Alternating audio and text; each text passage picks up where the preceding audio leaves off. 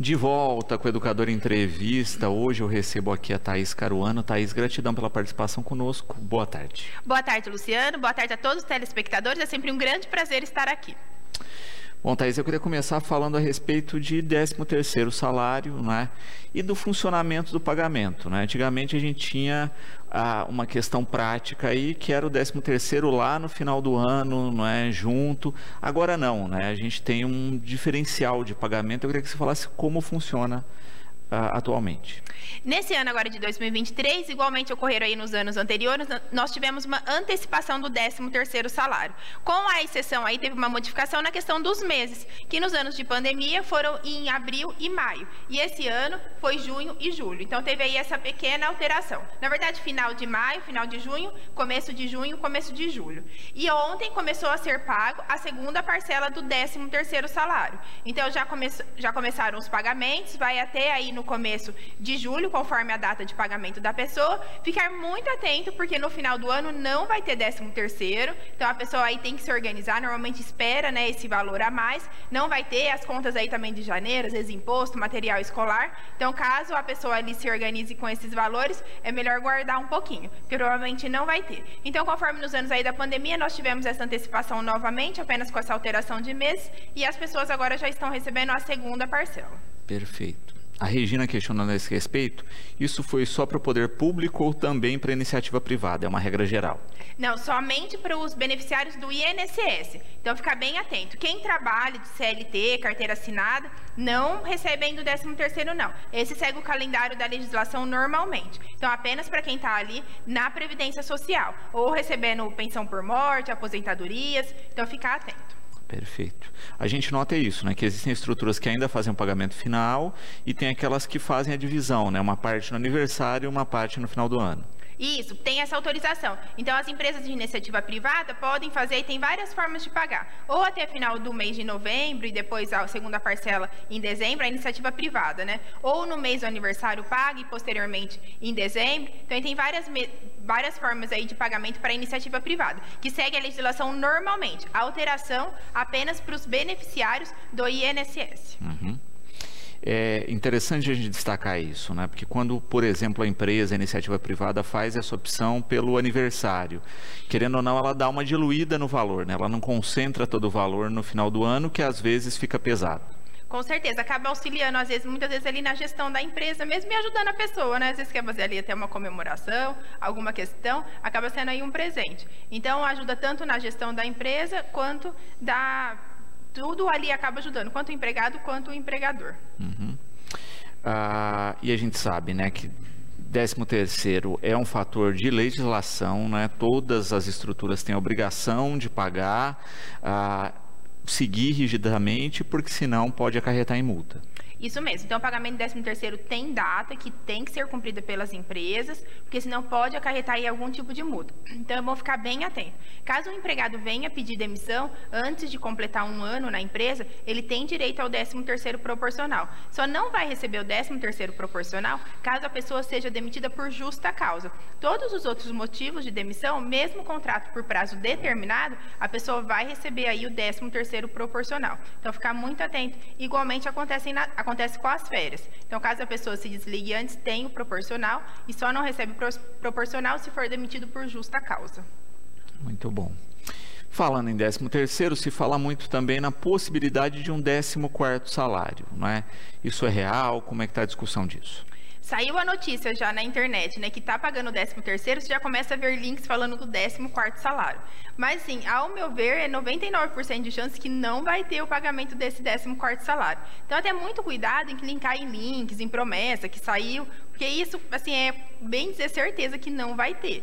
Então, é bom ficar atento. Tiveram, assim, nos anos da pandemia, aí, ocorreram aí alguns projetos, mas esses projetos nenhum finalizou. Então, agora ficar muito atento e fazer isso, evitar de clicar em link, qualquer questão assim, qualquer coisa, acompanhe as notícias que vai verificar se vai ter esse 14º ou não. Mas provavelmente não mesmo. Então, é se organizar com o 13º, que a segunda parcela está vindo aí. Uhum. E você coloca a questão dos links, né? Acho bom a gente enfatizar isso, né? A Previdência não encaminha links, né? Cuidado com qualquer informação que não seja oficial e, na dúvida, procure alguém especializado para sanar. Com certeza. Então, muito cuidado com qualquer link, não informa números que chegam no celular, não disponibiliza para ninguém. Porque através dessas numerações que chegam no celular, a pessoa consegue desbloquear o meu INSS, às vezes ter acesso a bancos. Então, assim, ficar muito atento com tudo que chegue e com a pessoa que liga. A pessoa do outro lado normalmente é extremamente simpática, mas desconfie sempre. Porque a questão dos golpes cada vez estão se aprimorando mais e a pessoa pode ser muito prejudicada. Exatamente, né? Tem que ficar de olho, né? Ainda mais hoje em dia que a gente está aí tendo um crescimento gigantesco de golpes pela internet. Com certeza. Né? Também a respeito aqui de 13º, a Cristina, ela coloca, né, a gente falou dessa questão do parcelamento em algumas empresas, etc., se de fato é exatamente a metade do 13º em cada etapa ou pode ser proporcional, outro valor proporcional aí. Cristina, conforme o tempo que a pessoa tem na empresa, em algumas circunstâncias, pode ser sim proporcional. Então, não necessariamente, igual se a pessoa entrou no meio do ano, ela vai receber metade do 13º. Então, fica proporcional aos meses efetivamente trabalhados. Então, não necessariamente é metade. Pensão por morte, não é? Teve uma decisão do STF a respeito das pensões. Queria que você falasse a respeito disso. Então, nós tivemos a questão da pensão por morte, foi uma questão que foi muito impactada com a reforma da Previdência, em novembro de 2019. Antes, o cálculo era 100% do valor que a pessoa poderia ali receber de aposentadoria. E após a reforma, não. A pessoa recebe 50% mais 10% por dependente. Então, se ficou apenas a esposa, ela vai receber ali 60% do que o marido recebia ou poderia receber ali de aposentadoria. Para receber 100%, tem que ser a esposa mais 4 filhos, né? Numa família ali convencional. Então, nessa questão fica complicado. E cada filho que for ganhando a maioridade, maior de 21, essa pensão por morte vai saindo. Então, ali vai acabar ficando só os 60% também. Então, assim, acabou atrapalhando muito ali a pensão, ficou um valor muito defasado ali para os dependentes. Em razão disso, teve um processo no Supremo Tribunal Federal questionando essa questão da forma de cálculo da pensão por morte. Porém, foi julgado agora recentemente e o Supremo disse que é constitucional a forma de cálculo. Então, vai continuar a mesma coisa, vai receber realmente ali 60% do valor, né, se for só um dependente, 60% da aposentadoria da pessoa que faleceu, acaba com certeza ali prejudicando muito, mas não vai ter muito o que fazer. Ficar muito atento que caso o falecimento tenha sido por alguma questão de acidente, alguma doença que esteja ligado ao trabalho, ou na família ali os dependentes tem alguma pessoa totalmente incapaz, essa pensão por morte fica 100%. Então, fica atento muito a essas exceções, porque conforme for aí, pode ajudar. Perfeito. E é importante estar atento a isso, né? Porque a gente tem essas discussões e às vezes a pessoa acaba passando batido, né? Fica utilizando aquela pensão com um desconto sem saber que existe a possibilidade de um recurso, de uma ação para implementação disso. Com certeza, e ficar muito atento a isso. Tanto em relação a pedir a pensão por morte, também teve ali algumas alterações de quem pode, de quem não pode, tem algumas limitações. Então, se o dependente que ficou, esposa ou marido, tenha menos de 45 anos, ela não vai ser vitalícia, não vai ser para sempre. Acima de 45 anos, sempre fica vitalícia. Então, tem algumas regras ali que devem ser analisadas, ficar muito atento a isso. E, claro, as exceções que levam a pensão a ser 100%. Uma questão importante também é que a pensão por morte, ela tem todos esses limitadores, mas ela não fica menor do que o salário mínimo. Ela vai ficar menor do que o salário mínimo apenas se houver uma divisão. Por exemplo, ficaram 2 filhos, ali um com cada mãe, e aí os filhos têm esse direito. Então, aí vai ficar metade para cada um. Mas o total dela não fica menor que 100%, mesmo com esses redutores. Perfeito. Falando a respeito do próprio INSS, não é? A gente tem visto aí que existe uma fila, uma demanda de atendimento e etc. Muitas vezes em função da estrutura do próprio órgão, né, Thaís? Existe a possibilidade de ampliação desse quadro e como que isso impactaria no atendimento à população? Então, uma questão agora muito interessante em relação ao INSS, que eles estão prometendo aí chamar 1.000 novas pessoas que foram e passaram no concurso, que acaba sendo muito interessante, que vai aumentar aí o efetivo, né, de forma a auxiliar, que faz muitos anos que não aumenta o número de funcionários. Então, espero que ajude. A fila do INSS, ela continua com 1,8 milhões de pessoas aguardando alguma resposta da Previdência Social. Lembrando que os benefícios, o INSS ele tem um prazo para soltar essa resposta. E caso não solte, a pessoa tem direito a entrar com um mandado de segurança ali por via judicial para ter direito à sua resposta. Então, acaba sendo ali uma questão interessante para tentar resolver mesmo todas essas pendências do INSS. O INSS também está com algumas medidas interessantes, que está ocorrendo alguns mutirões. Esses mutirões acabam agilizando a questão da análise dos benefícios para ter aí as suas liberações. Então, vamos ver, mas está nessa promessa, espero que com isso, né, agilize todo o mecanismo aí da Previdência Social, porque a hora que a pessoa vai pedir uma aposentadoria, um auxílio-doença, todos os benefícios ali que vai solicitar, é um momento que a pessoa com certeza está precisando muito, ou numa expectativa muito grande, então, para agilizar todo o processo. Muito bom. E é importante também se prever para isso, né? A gente sabe que existe essa fila, essa demanda de atendimento. Quanto mais íntegro é o processo quando a pessoa dá entrada, com documentação ok, etc., melhor é para também não cair nesse buraco negro de burocracia que a gente tem hoje. Com certeza. Então, ficar muito atento ali na hora de juntar a documentação no INSS, se estão todos os documentos necessários, se a ordem está correta, a forma de colocar no sistema. Isso tudo é muito importante para agilizar o processo, para não abrir exigência, para não abrir ali outras questões que com certeza atrapalham tudo. Eu costumo falar que quando no INSS está tudo certo, se a pessoa está recebendo, melhor deixar quieto, né? Então, assim, ficar muito atento, se está tudo organizado, tudo certinho, e na hora de juntar, ficar bem atento, porque quanto mais correto, quanto tiver, mais vai agilizar o processo. Muito bom. Aqui, a Juliana, com uma questão que é a mesma da Daniela, né? A gente está falando de documentação, foi implementada a carteira de trabalho virtual. E elas perguntam a respeito de divergência de dados, não é? Muitas pessoas estão reclamando disso, né? Olha, mesmo na questão da nomenclatura, né, profissional, etc., trabalhei como técnico de laboratório de fotografia, mas na carteira, no registro físico está isso. Na carteira digital está como técnico de laboratório de doação de sangue, por exemplo, né? Tem tido muito dessas questões aí.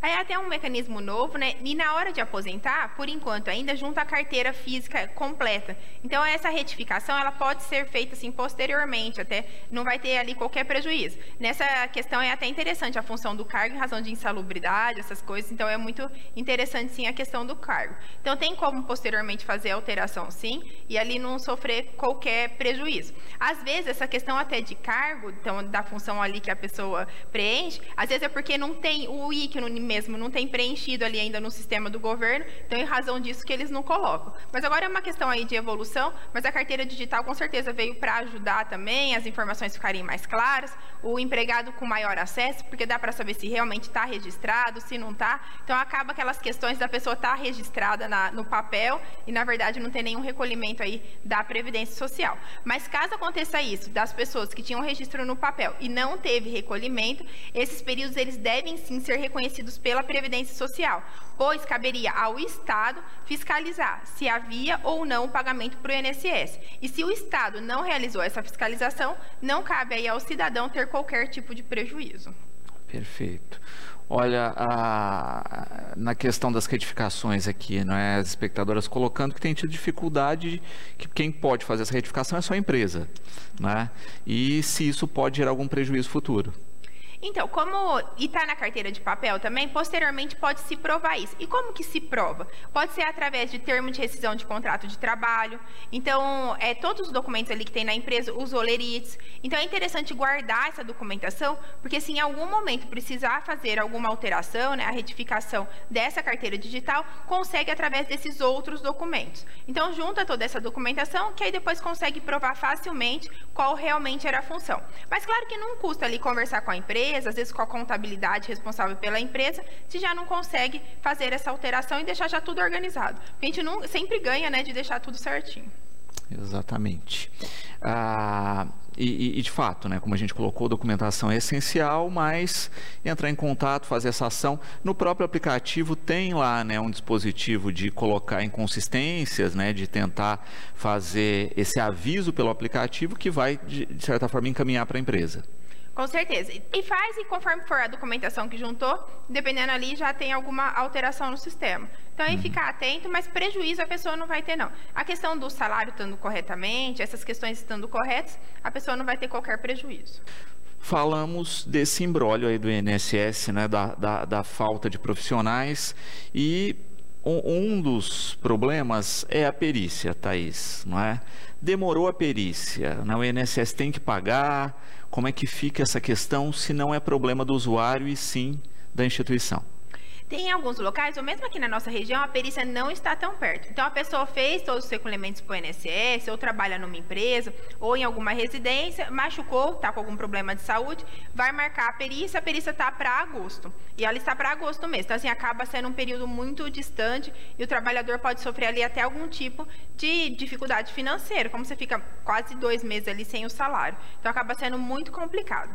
Foi aprovado um projeto na Câmara dos Deputados agora recentemente, que caso a perícia demore mais do que 60 dias, mas são 60 dias, caso demore mais de 60 dias, o INSS deverá ficar pagando o benefício de um salário mínimo até a data da perícia.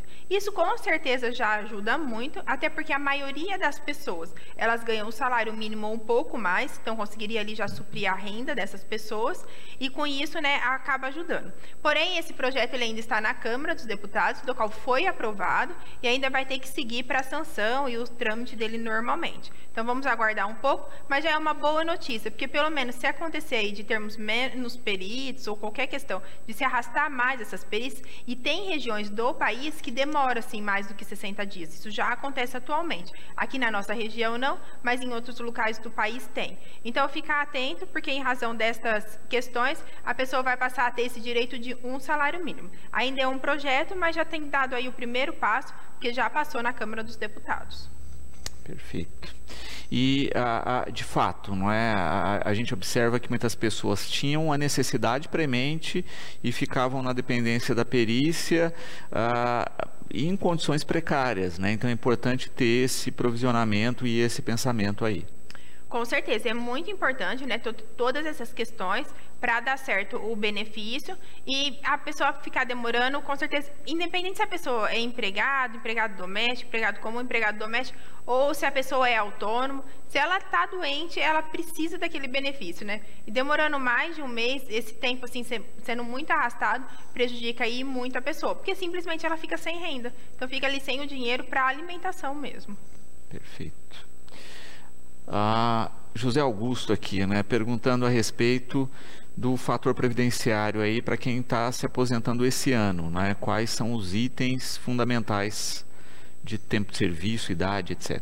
José Augusto, para calcular o fator previdenciário, tem que analisar caso a caso, e os pontos mais importantes é idade e tempo de contribuição. Então, quanto mais idade, quanto mais tempo de contribuição tiver, menor vai ser o fator previdenciário, que ele pode chegar até ser positivo. Então, ele pode, conforme o tempo que a pessoa tem, ele pode até somar. Tem várias formas de aposentadoria, então tem que analisar bem qual a melhor. Tem a questão da aposentadoria por pontos, tem as regras de transição, do pedágio de 100%, do pedágio de 50%, o pedágio de 100%, a pessoa recebe 100% da média dos salários, o pedágio de 50% tem fator previdenciário, então tem que verificar ali qual regra de transição melhor se enquadra no seu caso. Depois da reforma previdenciária de novembro de 2019, temos ali várias regras de transição, então é muito interessante pegar e analisar e verificar. Quem já tinha um bom tempo em novembro de 2019, não foi tão prejudicado com a reforma, porque conforme for o valor do benefício, ele fica até maior, porque muitas dessas regras de transição retiram exatamente o fator previdenciário. Então, é bom ficar muito atento ali e fazer os cálculos, conforme for o valor da aposentadoria, fica bem favorável. Perfeito. E é interessante checar os fatores, né? A gente tem, muitas vezes, a pessoa, por pouco tempo, se antecipa e acaba tendo um desconto razoável aí na aposentadoria. é bom ficar muito atento, porque pode acontecer algumas questões. Uma delas, questões de meses, muda a regra de transição. Então, como eu disse, tem regra de transição, tem fator previdenciário, outras não. E às vezes, questões de meses, a pessoa muda para que tem, para que não tem, o que acaba sendo muito interessante.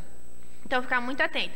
E também, na hora do benefício, verificar se o INSS colocou todos os benefícios que a pessoa tinha direito. Porque, às vezes, o INSS deixa ali um benefício para trás e esse benefício que fica para trás pode diminuir muito o benefício da pessoa, porque aí muda de uma regra para outra. Então, ficar muito atento se está tudo certinho e se realmente é o momento certo. Principalmente nesse momento, depois de novembro aí de 2019, que nós temos tantas regras de transição.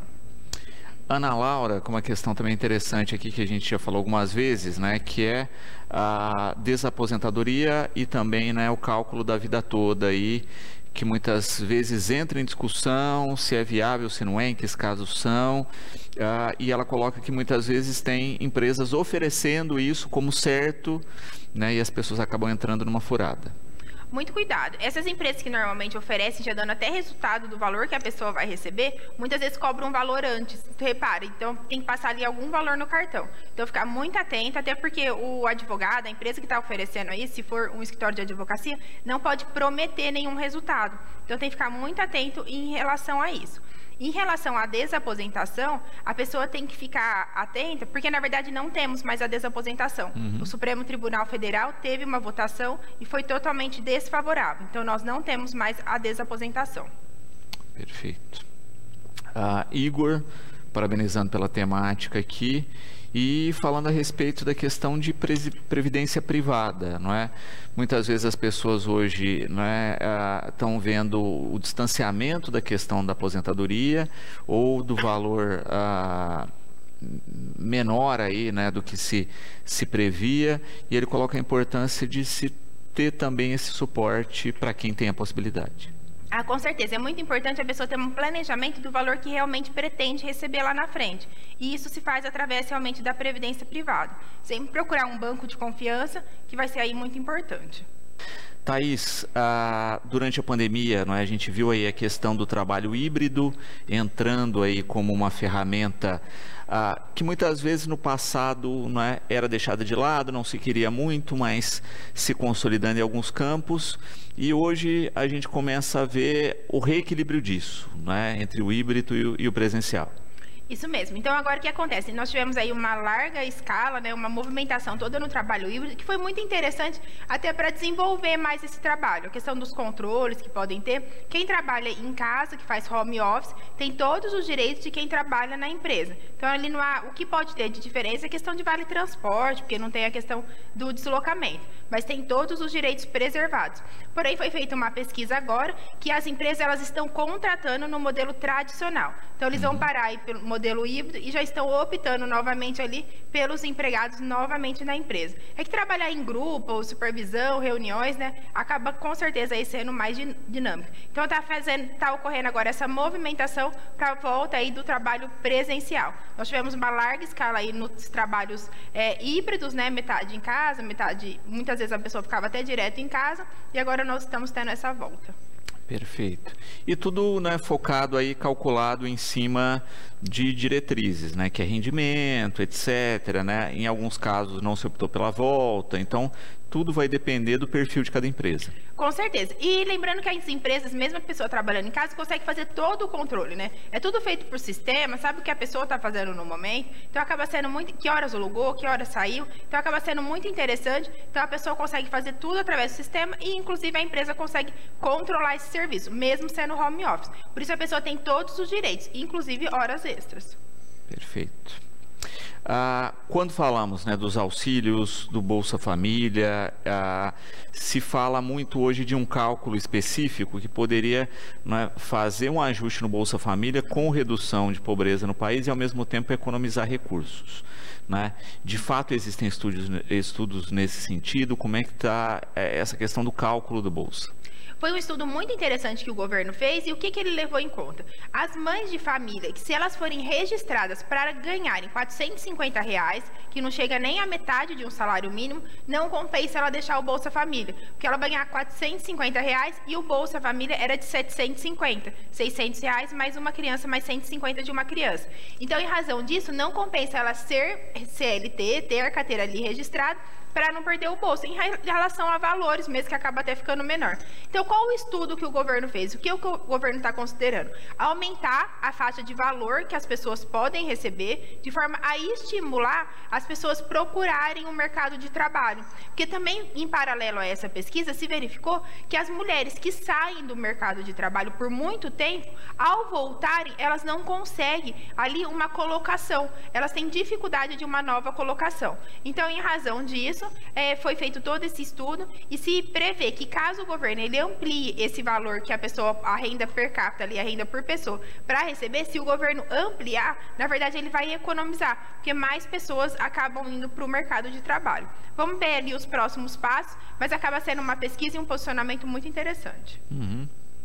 E é bacana pensar nisso, né? Porque quando a gente fala desse tipo de programa, ele de fato é um programa de incentivo para a pessoa que está no momento de dificuldade, mas que tem uma série de prerrogativas para tentar tirar dessa situação, né? A gente já vê lá alguns pré-requisitos, né? Tem crianças, tem que estar frequentando a escola, enfim, uma série de prerrogativas para ajudar no desenvolvimento dessa família.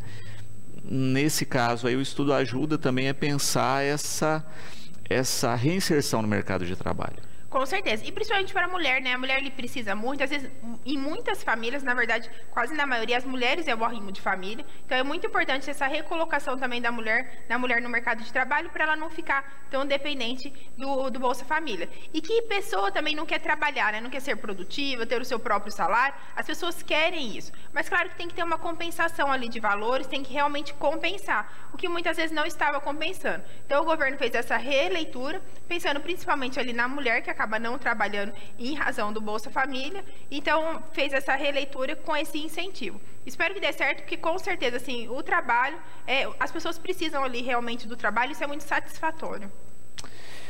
Bom, a Agência Nacional de Saúde aí, né, anunciando uma estimativa de aumentos nos planos de saúde e que de fato impacta, né, em inflação, em uma série de coisas e também na saúde individual. Com certeza. Então, a questão do aumento do plano de saúde, o plano de saúde não vai perdoar. E conforme a pessoa, o tipo ali de contrato, a idade que a pessoa tem, a pessoa ela pode ter até 2 reajustes no mesmo ano. Então, ficar muito atento. Porém, em paralelo, né, ali na hora que a pessoa vai precisar do convênio médico, muitas vezes fica sem cobertura, porque o convênio fala que a ANS não cobre, qualquer questão assim, acaba ficando sem exames, às vezes consultas médicas com profissionais especializados. Então, ficar muito atento também aos seus direitos. Se fez algum requerimento, precisa de algum exame específico, algum médico especialista e que o convênio não esteja disponibilizando ou negou, verificar se realmente não tem esse direito. E caso tenha, a pessoa ela pode recorrer para pedir esses benefícios. Às vezes cirurgias com maior complexidade, porque muitas vezes o plano nega, mas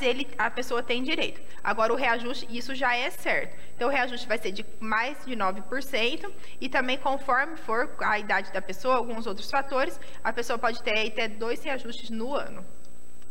Muito bom. Falando também a respeito da questão, né, do incentivo que foi dado para a indústria automotiva, que ligado aí aos carros populares, não é? E a gente percebe já uma busca grande, não é, de compradores em função aí do que a indústria tem pedido de ressarcimento desses recursos. Isso mesmo. Então, teve uma grande iniciativa agora do governo, mas é uma iniciativa por prazo determinado. Então, ficar muito atento, quem tem interesse em comprar o carro, já está finalizando aí o período. Então, vários carros entraram para essas questões, tem descontos aí de 2% a 11%, conforme o modelo do carro, algumas pontuações que o carro tem para conseguir esses descontos. Mas acaba sendo um incentivo, o governo ele quer baixar mesmo o valor do carro popular, então o carro mais barato quer deixar de uma forma realmente mais acessível, realmente ser um carro popular, porque o carro popular na verdade está acima de R$60 mil hoje, que acaba sendo um valor elevado. Então, por isso que o governo está adotando essas medidas e uma forma também de incentivar, né, as montadoras, que várias entraram, aderiram a esse projeto do governo, então de forma a auxiliar também essas montadoras. Perfeito. Thaís, a Ludmila aqui, né, parabenizando pelas informações e colocando a respeito de um item que a gente falava lá, dos prazos do INSS, né? Ela pergunta qual é aí o tempo médio, ou se existe um tempo médio de respostas e o que fazer se começar a demorar demais. Então, na média de 30 a 90 dias que o INSS deve dar a resposta. Caso não seja dada a resposta, tem que entrar com um processo judicial, lembrando sempre de contratar um advogado da sua confiança, que chama mandado de segurança. Entrando com esse processo, o juiz determina que o INSS dê a resposta, seja positiva ou negativa, e aí é liberado. O mandado de segurança é quando a pessoa tem um direito que não está sendo cumprido, então no caso entra com o processo, e aí o INSS, para o INSS soltar a resposta, que conforme for, pode sim demorar muito mais que isso. Então ele desrespeita os prazos que estão na lei, e conforme for, pode demorar muito. Thaís, gratidão pela participação conosco, fica sempre aqui o espaço disponível, não é? Espero realmente aí que a gente consiga sanar, não é, esses problemas ligados ao INSS, aí, em especial aos funcionários, e que a gente tenha melhores notícias aí no nosso próximo papo. Com certeza, espero também. É sempre um grande prazer estar aqui, estou à disposição. Uma boa tarde a todos.